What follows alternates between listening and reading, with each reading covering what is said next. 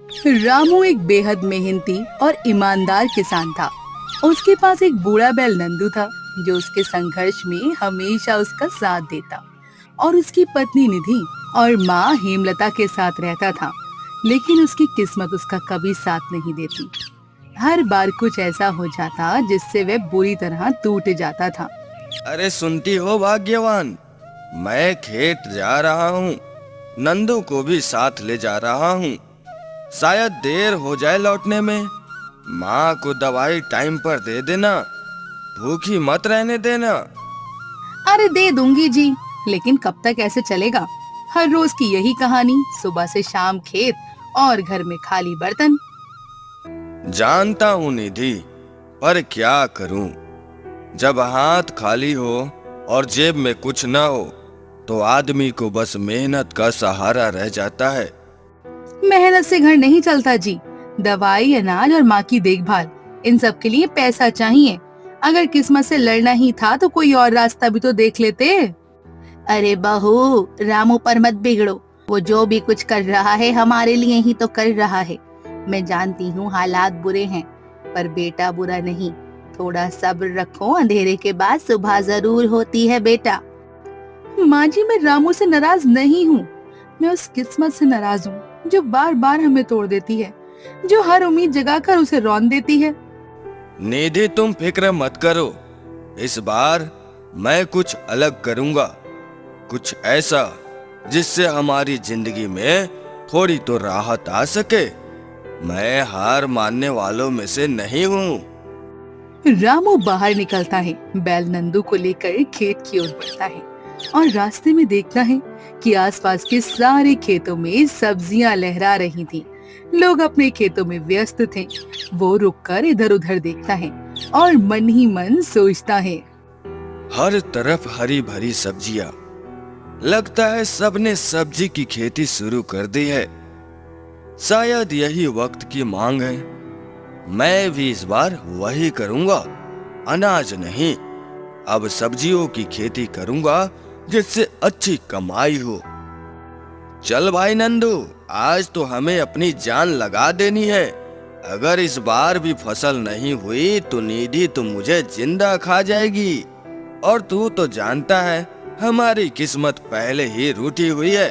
चल, इस बार मिट्टी को हरियाली से भर देंगे। रामू पूरी मेहनत के साथ खेत की जुताई करता है, पसीने से लथपथ हो जाता है और फिर बीज बोता है और जमीन की ओर देखकर कहता है। हे धरती माँ, इस बार मेरी मेहनत को अपनाना।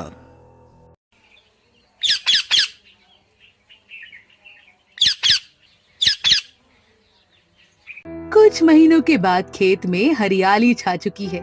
ताजी सब्जियां लहलहा रही थीं। फिर रामू अपनी पत्नी निधि से कहता है। बता दो भाग्यवान, बाजार से क्या क्या लाना है? आज खेत में बहुत सारी सब्जियां तैयार हो गई हैं, तोड़ कर लेकर जाऊंगा। अच्छे दाम में बिकेगी तो कुछ सामान भी लेते आऊंगा। अरे इस बार अच्छे रेट मिल जाएं तो थोड़ा राशन भी आ जाएगा। माँ की दवाइयाँ भी खत्म हो रही हैं। और एक बात कहूँ, इतने दिनों बाद तुम्हारे चेहरे पर ये उम्मीद देख रही हूँ। अच्छा लग रहा है। बस ऊपर वाला साथ दे तो सब ठीक होगा। इस बार ऊपर वाले को भी हमारी सुननी ही पड़ेगी निधि।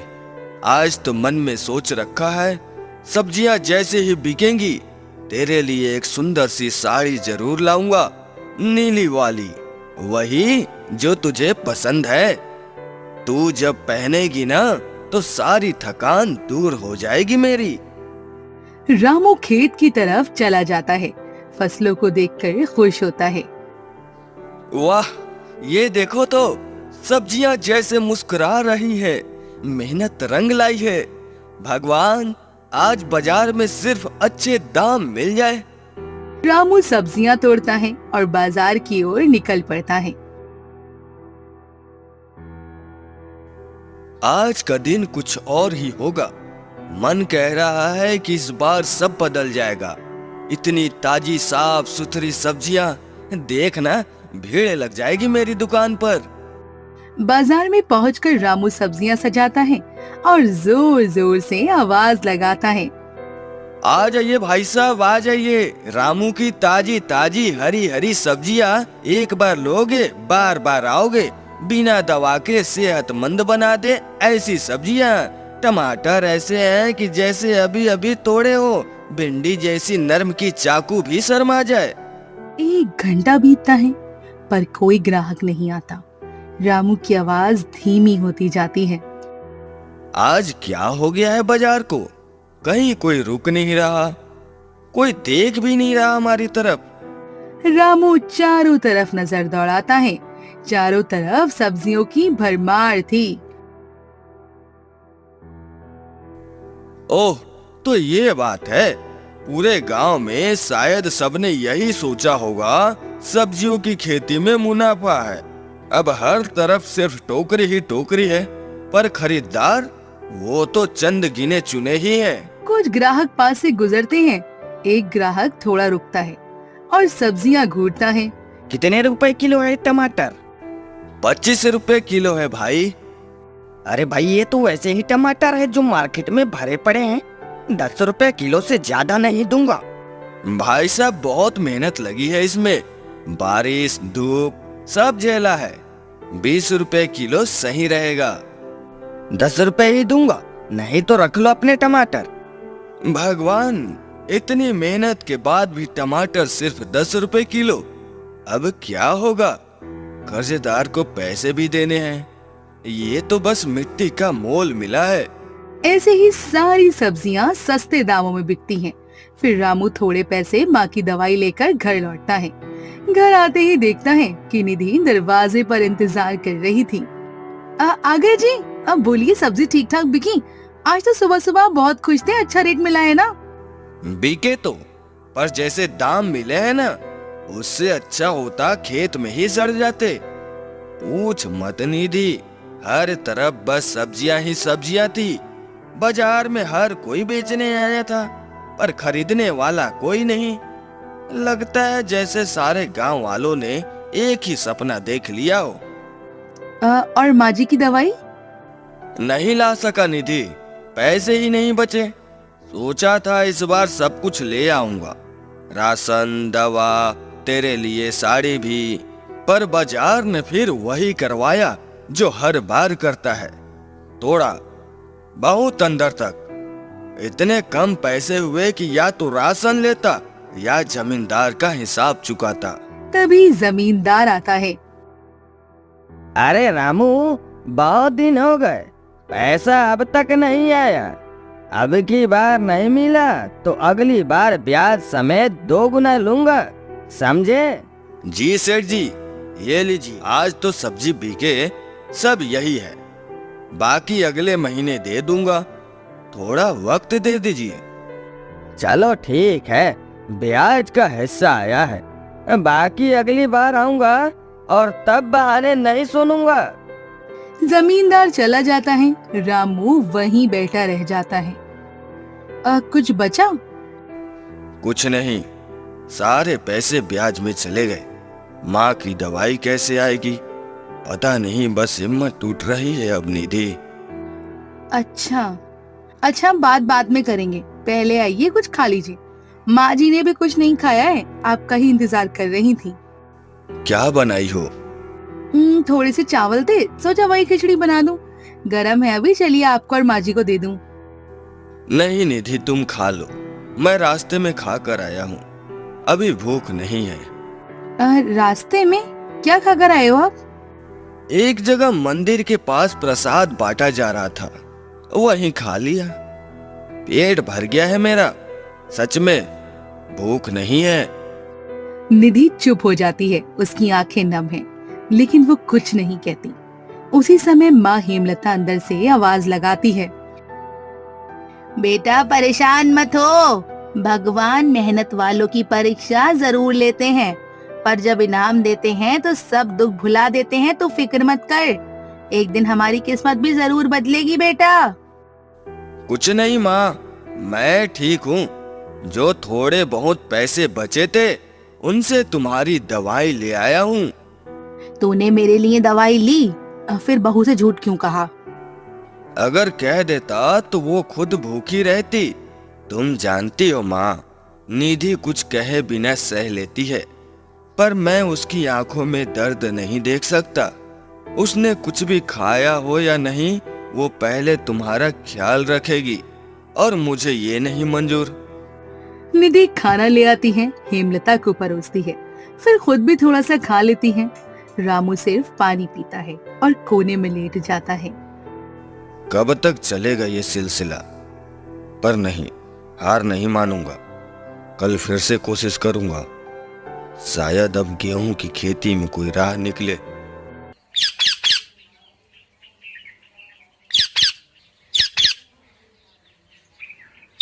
सुबह होते ही रामू अपनी पत्नी से कहता है, निधि, सब्जी में तो कुछ हाथ नहीं आया।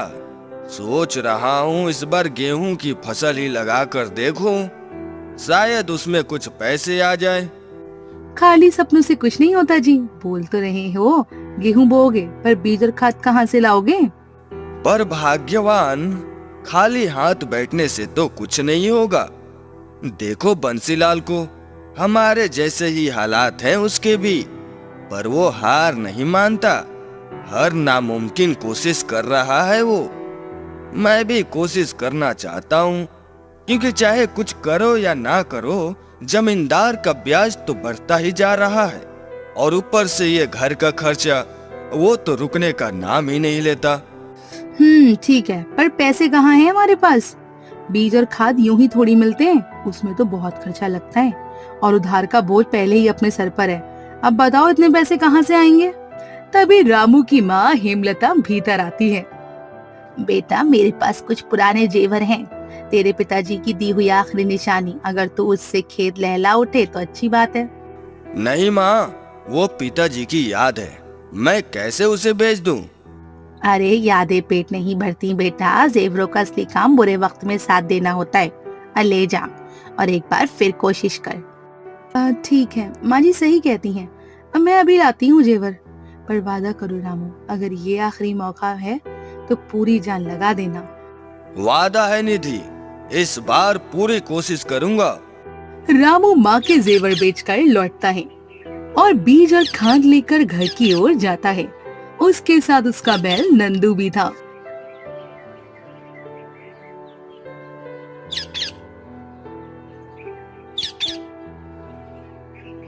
चल नंदू भाई, इस बार जी जान से मेहनत करनी है।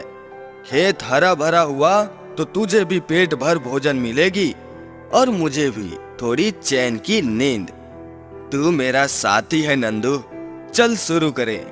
खेत में हल चलाने के बाद रामू बीज डालता है और खाद छिड़कता है।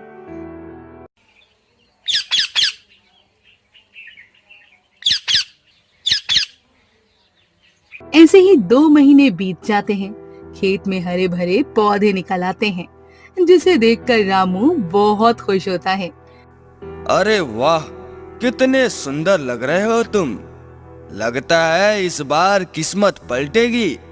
सारी फसल अच्छे से हो जाए तो मैं सारे कर्ज भी उतार दूंगा और ये जमीन भी छुड़ा लूंगा।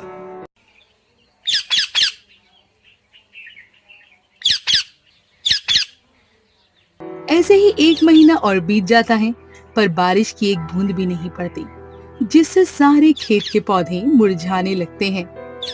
हे भगवान, ये क्या हो रहा है? इस बार बारिश क्यों नहीं हो रही? अगर ऐसा ही चलता रहा तो सारे पौधे सूख जाएंगे। मेरी सारी मेहनत, माँ के जेवर, सब मिट्टी में मिल जाएगा। मुझ गरीब पर थोड़ा तो रहम कर। मैंने क्या बिगाड़ा है तेरा? नहीं, ऐसे बैठने से कुछ नहीं होगा। मुझे पंपी सेट से पानी डालना होगा। थोड़ा पानी मिल जाए तो शायद फसल बच जाए। ये करना ही पड़ेगा मुझे।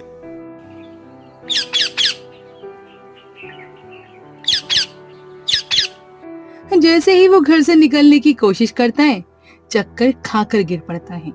निधि और हेमलता दौड़कर आती हैं। ये क्या हो गया आपको? आप अचानक कैसे गिर गए? आप ठीक तो है ना? अरे क्या हुआ बेटा? अरे तुम ठीक तो हो ना? लगता है तुम्हारी तबीयत अब ठीक नहीं है। चेहरा देखो कितना उतर गया है। अरे माँ, ठीक कैसे रहेंगे? इनको तो खेत की ऐसी चिंता लगी रहती है कि ढंग से खाना भी छोड़ दिया है। दिन रात खेत में पड़े रहते हैं और घर आने के बाद भी वही मन अटका रहता है। इस शरीर थक गया होगा, कमजोरी हो गई होगी। निधि एक पुड़िया दवाई रामू को देती है। इससे कम से कम थोड़ी ताकत तो आएगी। अच्छा ठीक है, रास्ते में निकलते वक्त खा लूंगा। वैसे भी अब रुकने का वक्त नहीं है। अगर खेत बचाना है तो खुद को भी खड़ा रखना पड़ेगा। अच्छा ठीक है, ले लीजिए, 2 रोटी खाकर दवाई खा लीजिएगा। वो दवाई और खाना लेकर चुपचाप अपने पास रख लेता है और रामू खेत की तरफ जा ही रहा होता है कि सड़क किनारे पर उसे एक बूढ़ा आदमी दिखाई देता है, कमजोर, थका हुआ और बीमार हालत में पड़ा। अरे बाबा, आप यहाँ इस हालत में क्यों पड़े हैं? सब ठीक तो है? कोई तकलीफ है क्या? बेटा, 2 दिन से कुछ खाया नहीं। शरीर अब साथ नहीं दे रहा। भूख और बुखार ने लाचार कर दिया है। रामू कुछ पल के लिए चुप हो जाता है, झोले से रोटी निकालता है और धीरे से बूढ़े के सामने रखता है। ये लो बाबा, यही मेरे पास था, खा लीजिए। इससे कुछ राहत तो मिलेगी। और ये दवा, ये भी ले लीजिए। मैंने आपके लिए नहीं लाया था, पर अब लगता है आप ही को इसकी ज्यादा जरूरत है।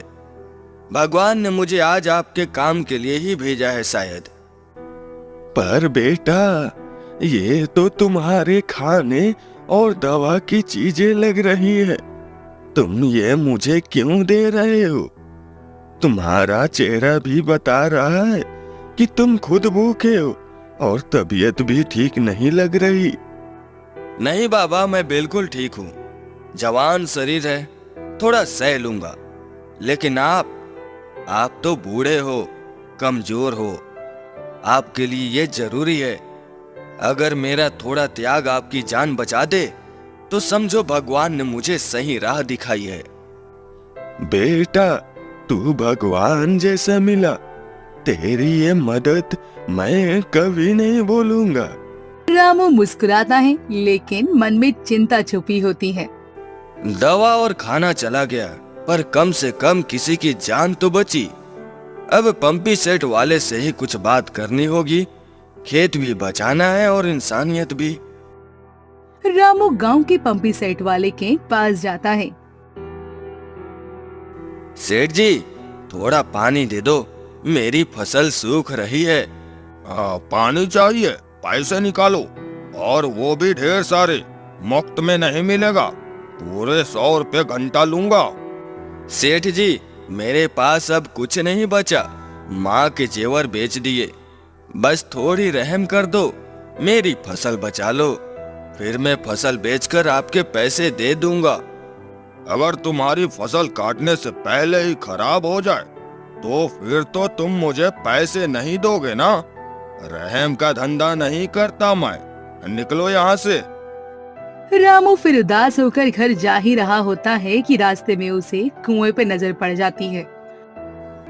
अब और कोई रास्ता नहीं बचा। पंपी सेट के पैसे नहीं है, बारिश भी रूठ गई। अब बस यही आखिरी आस है। इस कुएं से पानी निकाल कर ही खेत में डालना होगा। शायद कुछ पौधे बच जाएं और मेरी मेहनत बर्बाद न जाए। तभी गांव का मुखिया वहां आता है। अरे रामू, ये क्या कर रहे हो तुम? ये कुआं पूरे गांव का है और अभी तो पीने के पानी की भी किल्लत है। तुम इसे खेतों में बहा रहे हो। अगर इसी तरह सब करने लगे तो गांव वालों को पीने को पानी भी नहीं बचेगा।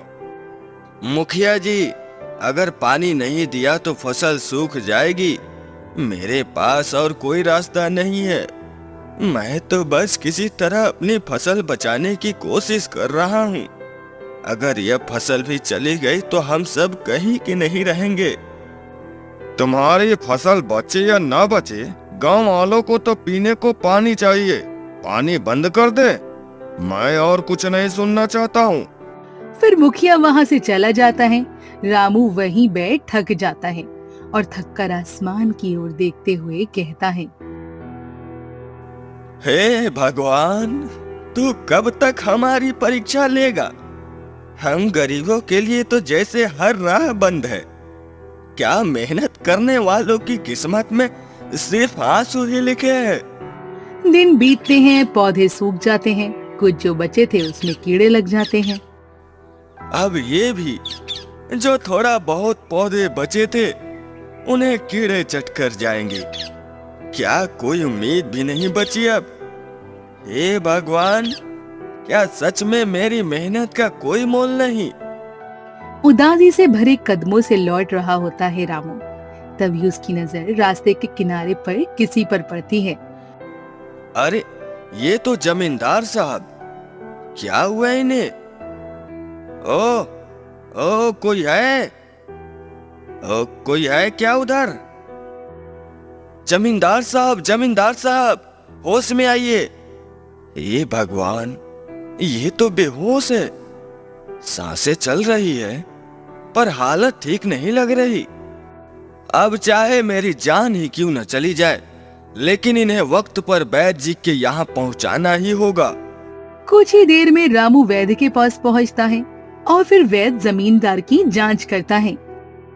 रामू, अगर इन्हें थोड़ी भी देर हो जाती तो इनकी जान बचाना मुश्किल हो जाता।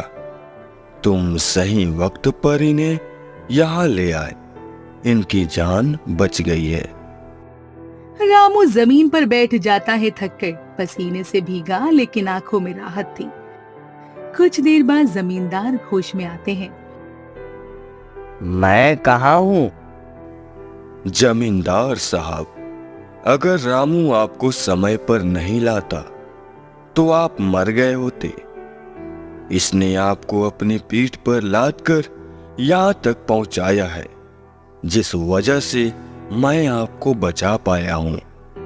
रामू, तुमने मुझे यहाँ लेकर आए हो, पर मैं तुम्हारे साथ कितना गलत किया फिर भी। इंसानियत साहब, जब कोई जमीन पर गिरा हो तो उसके नाम और रुतबे से नहीं, उसकी जान बचाने से फर्क पड़ता है। मैंने तुम्हें हमेशा तंग किया, तुम्हारी हालत से बेखबर रहा, लेकिन आज तुमने मेरी जान बचा दी। रामू, आज से तुम्हारा सारा कर्ज माफ, 1 भी रुपया नहीं देना पड़ेगा। ये आपके दिल का फैसला है साहब, वरना मेरी किस्मत तो बस मेहनत से ही जुड़ी हुई है और वो भी साथ नहीं देता है।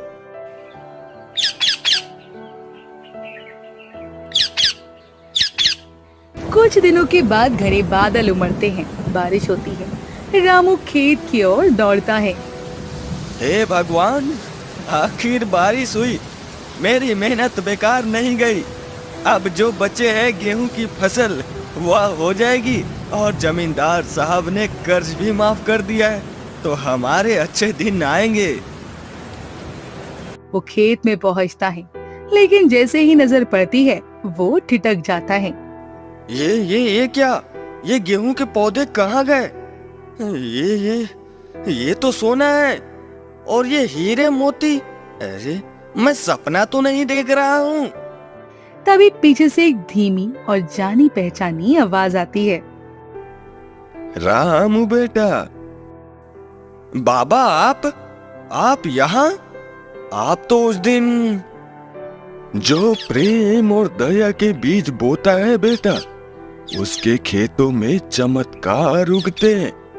तूने उस दिन अपनी भूख भुलाकर मुझे खाना दिया, अपनी जरूरत की दवाई मुझे दी और बिना किसी उम्मीद के बस इंसानियत के लिए वो जो दिया था ना, वही अब लौटाया है इस धरती ने 100 गुना बनकर।